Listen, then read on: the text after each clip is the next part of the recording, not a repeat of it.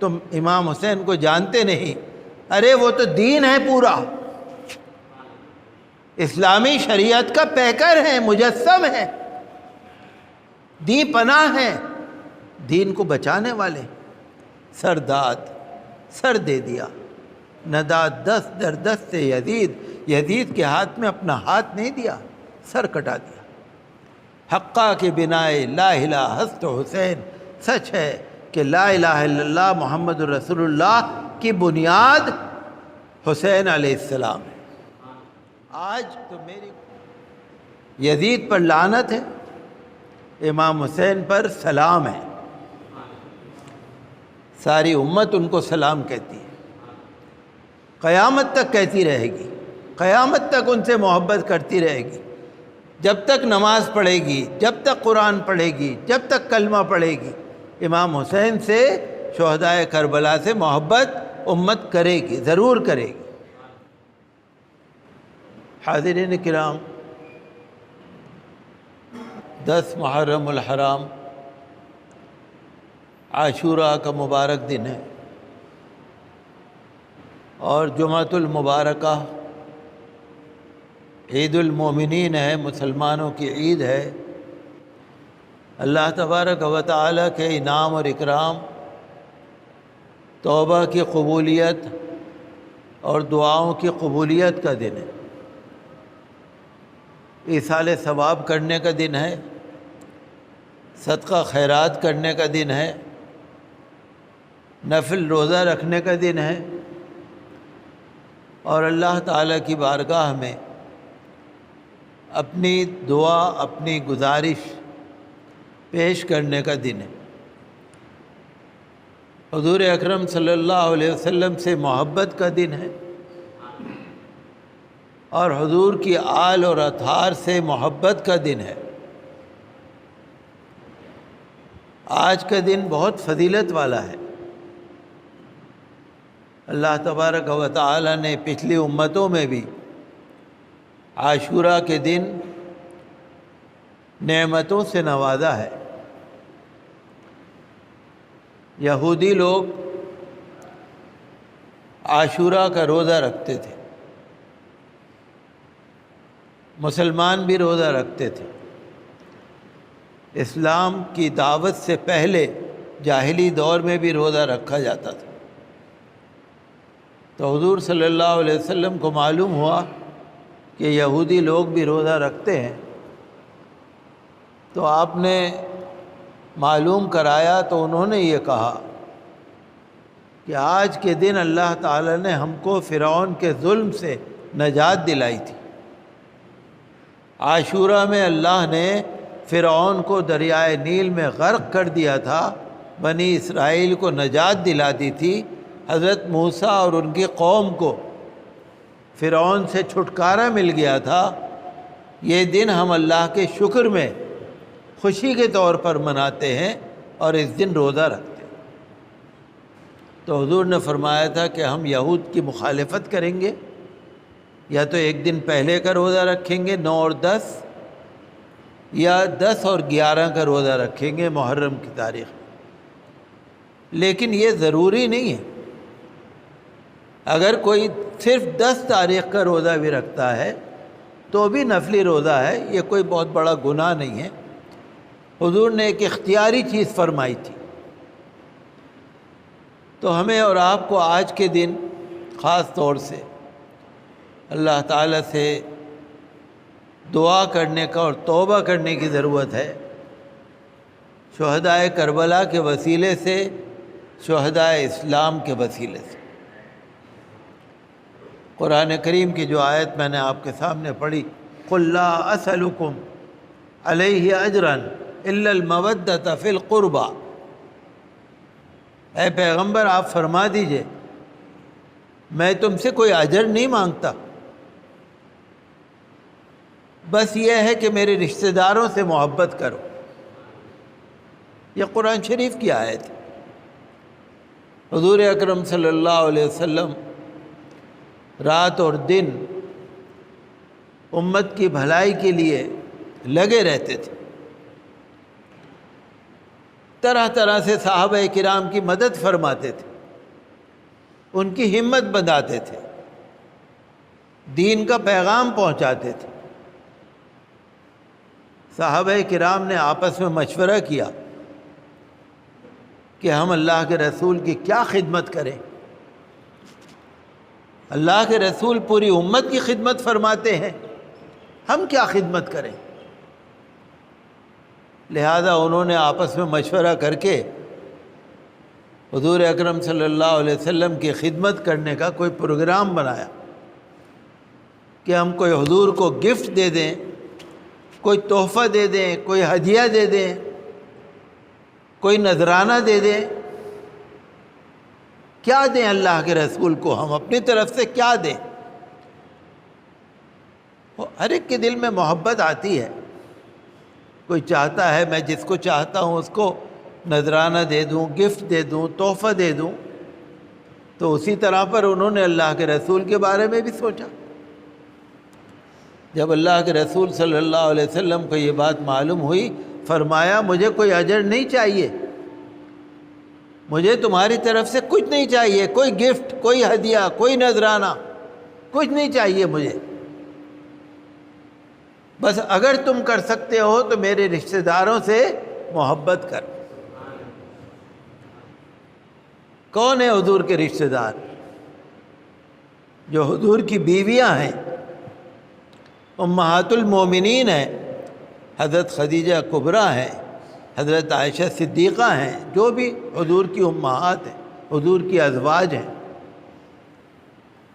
اور آل رسول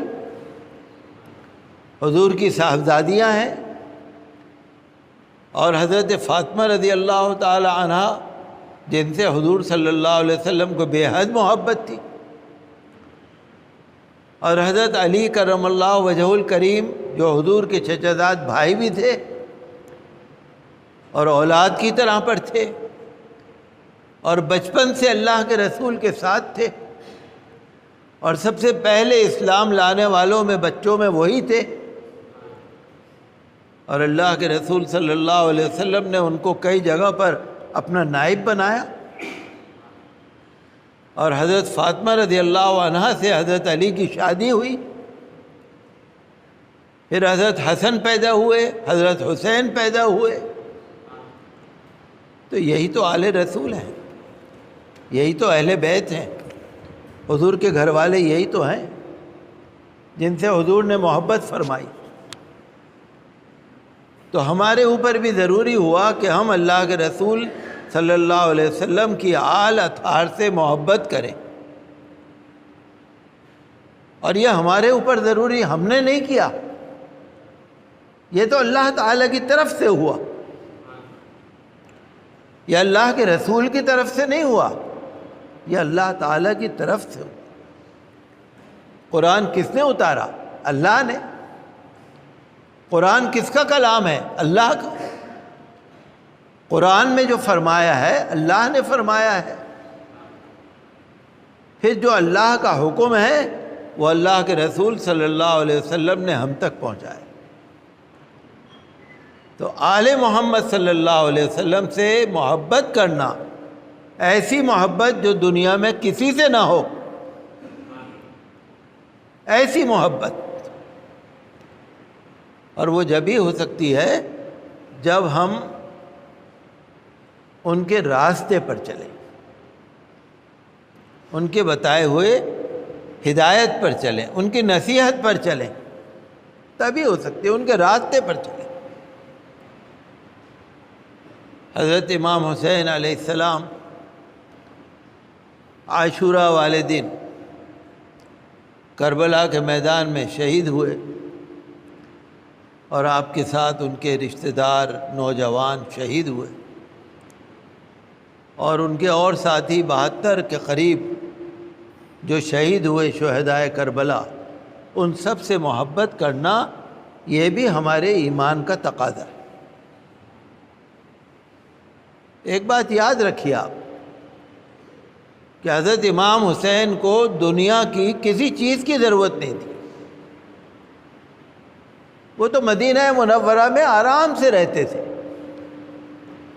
سن 40 ہجری میں حضرت علی رضی اللہ عنہ شہید ہو گئے تھے، سن 40 میں،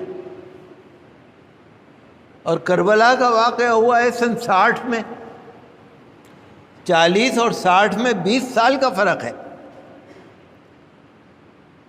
تو حضرت علی رضی اللہ عنہ جب شہید ہو گئے کوفے میں، تو سارے اہل بیت اور آل رسول صلی اللہ علیہ وسلم مدینہ منورہ میں آ کر رہنے لگے۔ حضرت امام حسن کو خلیفہ لوگوں نے بنا دیا تھا، لیکن 6 مہینے میں انہوں نے سن 41 ہجری میں امیر معاویہ سے صلح کر لی۔ 41 ہجری میں امیر معاویہ کو سربراہ امت کا مان لیا۔ تو ان لوگوں کو کوئی دنیا نہیں چاہیے تھی۔ آپ پڑھ کر دیکھیے کتابوں میں، کتنی اچھی زندگی تھی ان کی، خدمت والی زندگی، عوامی زندگی، سماجی زندگی، ہر ایک کے دکھ درد میں کام آنا، ہر ایک کی مدد کرنا، پیسے کی ضرورت ہے تو پیسہ دینا، خدمت کی ضرورت ہے تو خدمت کرنا، کسی سے کام کی سفارش کرنے کی ضرورت ہے سفارش کرنا، اور کسی کو راشن کی ضرورت ہے تو خود اٹھا کر لے جا کے اس کے گھر پہ راشن پہنچانا۔ ان کو دنیا داری کی ضرورت نہیں تھی۔ یہ جو کچھ لوگ کہتے ہیں نا کہ امام حسین نے یزید کے خلاف کیوں گئے، امام حسین نہیں گئے تھے، امام حسین کو کوفے والوں نے خط بھیج کر بلایا تھا، وہ نہیں جا رہے تھے، خط بھیج کر بلایا، کیا اے امام حسین اگر آپ ہمارے خط بھیجنے پر نہیں آئے تو قیامت کے دن ہم آپ کا دامن اللہ کے سامنے پکڑ لیں گے، ہم آپ کے نانا سے شکایت کر دیں گے قیامت کے دن کہ ہم انہیں بلا رہے تھے یہ آئے نہیں۔ مجبور ہو گئے، حضرت امام حسین مجبور ہو گئے، جہاں اللہ کے رسول کا نام آ گیا مجبور ہو گئے۔ جب جانے لگے یزید کی فوج نے ان کو گھیر لیا۔ حر 1000 فوج کے ساتھ آئے اور 2 محرم کو ان کو گھیر لیا حضرت امام حسین کو۔ پھر آگے بڑھے، پھر آگے بڑھے، پھر آگے بڑھے، 7 تاریخ کو، محرم کی 7 تاریخ کو یزید کی فوج نے امام حسین پر کھانا پانی دانا سب بند کر دیا۔ تو امام حسین نے بار بار کہا مجھے یزید کے پاس لے جاؤ، میں جانوں یزید جانے، تم مجھے لے چلو وہاں پر، کہ نہیں، پہلے یزید کو خلیفہ مانو، پہلے بیعت کرو۔ تو انہوں نے کہا اچھا تو مجھے واپس جانے دو، میں مدینے چلے جاتا ہوں، کہ نہیں، پہلے خلیفہ مانو۔ اچھا تو میں کہیں اور نکل کے باہر چلے جاتا ہوں، ودیش میں باہر چلا جاتا ہوں، کہ نہیں، پہلے یزید کو خلیفہ مانو۔ تو حضرت امام حسین نے کوئی غداری نہیں کری، کوئی بغاوت نہیں کری، کوئی دنیا داری کی خواہش نہیں تھی۔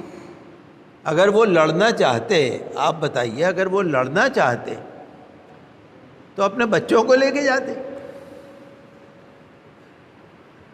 اپنی بیوی کو لے کے جاتے، اپنی بہن کو لے کے جاتے، اپنی بیٹی کو لے کے جاتے۔ وہ جاتے نا تو ہزاروں صحابہ کو لے کے جاتے نا، تلواریں لے کے جاتے نا، گھوڑے اونٹ لے کے جاتے نا، وہ تو فیملی کے ساتھ جا رہے تھے۔ تو کچھ لوگ جو یزید کی طرفداری کرتے ہیں وہ کہتے ہیں بھئی ان کو جانا نہیں چاہیے تھا، انہوں نے غداری کری، انہوں نے بغاوت کری، نعوذ باللہ معاذ اللہ۔ ہمیں اپنی زبان سے ایسے الفاظ نکالنے اچھے نہیں لگ رہے۔ دیکھیے جن پر درود و سلام آپ نماز میں بھی پڑھتے ہیں، اللہم صلی علی محمد وعلی آل محمد، اللہم بارک علی محمد وعلی آل محمد، تو جب نماز میں بھی ان پر درود پڑھ رہے ہو اور ان کی شان میں بے ادبی بھی کر رہے ہو، کون سا دل ہے یہ؟ میں تو جانتا نہیں اس کو۔ کوئی دنیا میں آپ دکھا دیجئے مجھے، کوئی دکھا دیجئے جو نماز میں درود شریف نہ پڑھتا ہو، کوئی بھی نہیں ہوگا دنیا میں۔ تو ان کا کوئی قصور نہیں تھا۔ آج یزید پر لعنت ہے، امام حسین پر سلام ہے، ساری امت ان کو سلام کہتی ہے، قیامت تک کہتی رہے گی، قیامت تک ان سے محبت کرتی رہے گی، جب تک نماز پڑھے گی، جب تک قرآن پڑھے گی، جب تک کلمہ پڑھے گی، امام حسین سے، شہدائے کربلا سے محبت امت کرے گی، ضرور کرے گی۔ اور وہی جا کر جنت میں ان کے ہاتھوں سے جام کوثر پئیں گے۔ جو بے ادبی کرنے والے ہیں، گستاخی کرنے والے ہیں، وہ تو وہ جانے،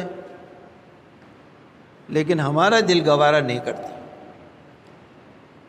اسی لیے جب آپ محرم کا عاشورہ آتا ہے، لوگ محبت کا اظہار کرتے ہیں۔ جیسے میں اپنی زبان سے آپ سے کہہ رہا ہوں، اگر میں زبان سے نہ کہوں، آپ کو کیا پتہ میرے دل میں کیا ہے؟ جب میں ان کی تعریف کر رہا ہوں، ان کی اوصاف بیان کر رہا ہوں، تو پتہ لگا نا کہ ان کے دل میں امام حسین کی محبت ہے۔ ظاہر کرنے سے ہوگی نا، کیا پتہ آپ سمجھ لیتے یہ بھی یزید والے ہوں گے۔ اگر میں چپ بیٹھا رہوں، ہو سکتا ہے آپ کہیں گے یہ بھی یزید کے حمایتی ہوں گے۔ میں نے اپنے منہ سے اعلان کر دیا میں یزید کا حمایتی نہیں۔ یزید اور اس کی فوج پر اللہ کی لعنت ہے۔ میں تو وہاں مدینہ منورہ میں جب حج کرنے گیا تھا 1991 میں، تو وہاں پر ایک شیعہ بھائی ممتاز علی نام کے، اندور کے تھے، وہ مدینہ منورہ میں روضہ شریف کے پاس مجھے مل گئے۔ کوئی میری جان پہچان تو ان سے نہیں تھی، لیکن بس ان کو کچھ اچھا لگا ہوگا، وہ مل گئے۔ پھر انہوں نے اپنی گاڑی میں بٹھا کر مجھے مدینہ منورہ میں ان جگہوں کی زیارت کرائی جہاں حضور صلی اللہ علیہ وسلم تشریف لے جایا کرتے تھے، زیارت کرائی۔ انہوں نے کہا مفتی صاحب سرکاری طرف سے پابندی ہے، کوئی ٹیکسی کوئی بس ادھر نہیں آ سکتی۔ میں یہاں پر چونکہ کام کرتا ہوں 2-4 سال سے، میں آپ کو بتاتا ہوں، سب جگہ لے کے گئے، سلمان فارسی کے باغ میں لے کے گئے جہاں حضور صلی اللہ علیہ وسلم کبھی کبھی تشریف لے جاتے تھے۔ وہاں پر ایک چھوٹا سا مٹی کا کمرہ بنا ہوا تھا کچا، جس میں 2-3 آدمی بیٹھ سکتے تھے۔ انہوں نے بتایا کربلا کے میدان سے حضرت حسین کے صاحبزادے امام زین العابدین جب مدینہ منورہ تشریف لائے تھے، اس کے بعد زیادہ تر سلمان فارسی کے باغ میں اسی حجرے میں بیٹھ کر عبادت کرتے تھے، تلاوت کرتے تھے۔ ان کی زندگی تو عبادت اور تلاوت کی تھی نا، ان کی زندگی تو روزہ اور نماز کی تھی نا۔ یزید نے جو کچھ کیا دنیا داری کے لیے، اس کو ملا کچھ نہیں، یزید کو ملا کچھ نہیں۔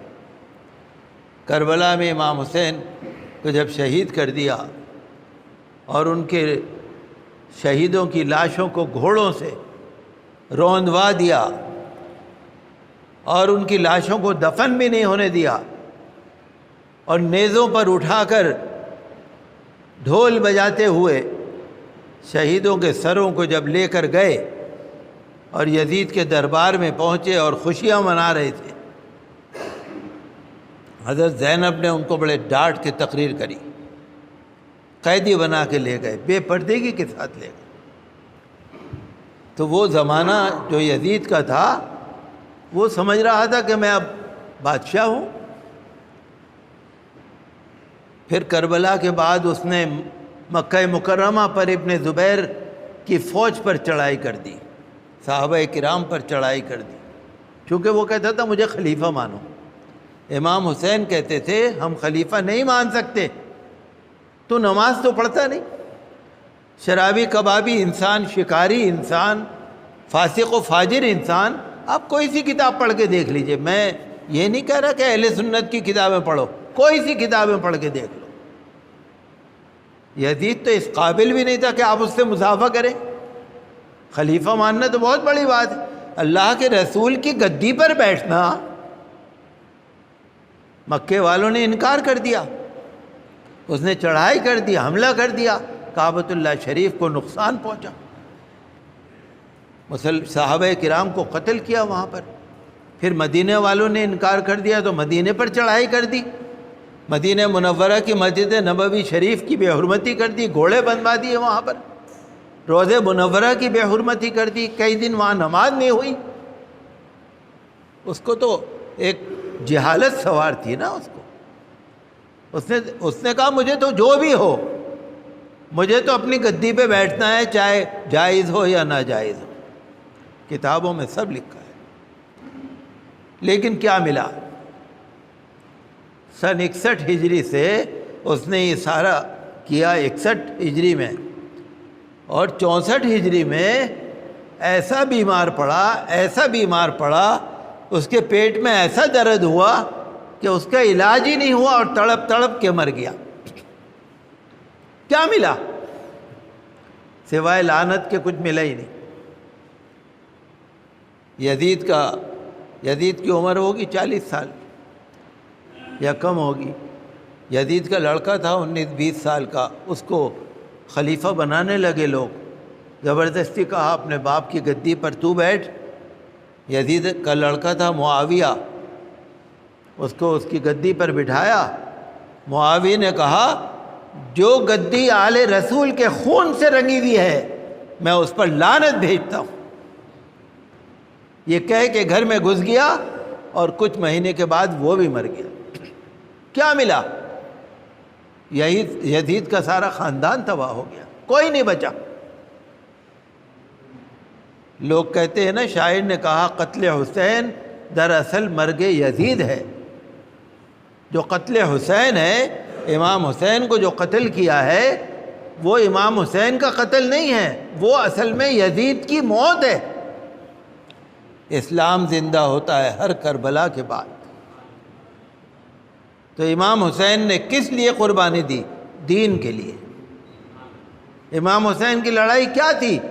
کہ تو بے نمازی ہے، تو شرابی ہے، تو جواری ہے، تو شکاری ہے، تو دین سے دور ہے. یہی تو لڑائی تھی. آج بھی اگر کوئی اس طرح کی باتیں کرنے والے مسلمان ہوں گے، ان سے امام حسین کی لڑائی ہے. جو جواری ہوں گے، جو شرابی ہوں گے، جو دنیا داری میں ناجائز حرکتیں کرنے والے ہوں گے، سود کھانے والے ہوں گے، بیاج کھانے والے ہوں گے، جھوٹ بولنے والے ہوں گے، شرابی، مکار، سٹے باز، جو بھی ہوں گے، جو بھی گناہ کرنے والے ہوں گے، آج بھی ان کی امام حسین سے لڑائی ہے. توبہ کرنے کی ضرورت ہے. امام حسین کی لڑائی اپنے لیے نہیں تھی، دین کے لیے تھی. خواجہ غریب نواز نے کہا شاہ ہست حسین، بادشاہ ہست حسین، دی نست حسین، دی پناہ ہست حسین، سرداد نداد دست در دست یزید، حقا کے بنائے لا الہ ہست حسین. خواجہ غریب نواز نے فرمایا شاہ ہست حسین. ارے امام حسین کو کیا جانو، بادشاہ ہیں وہ، صرف ایک ملک کے نہیں دنیا کے بادشاہ ہیں. شاہ ہست حسین، بادشاہ ہست حسین، کیا جانو ان کو. تم دین است حسین، تم امام حسین کو جانتے نہیں. ارے وہ تو دین ہے پورا، اسلامی شریعت کا پیکر ہے، مجسم ہے، دی پناہ ہے، دین کو بچانے والے. سرداد، سر دے دیا. نداد دست در دست یزید، یزید کے ہاتھ میں اپنا ہاتھ نہیں دیا، سر کٹا دیا. حقا کے بنائے لا الہ ہست حسین، سچ ہے کہ لا الہ الا اللہ محمد رسول اللہ کی بنیاد حسین علیہ السلام ہے. تو میری گناہ گار زبان کیا ان کی صفت بیان کرے؟ ساری عمر بھی ہم بیان کریں تو حق ادا نہ ہو. اگر مشک اور عنبر سے اور درود و سلام پڑھ کے اپنی زبان کو پاک اور صاف کر کے امام حسین کی توصیف کریں تو بھی ان کا حق ادا نہ ہو۔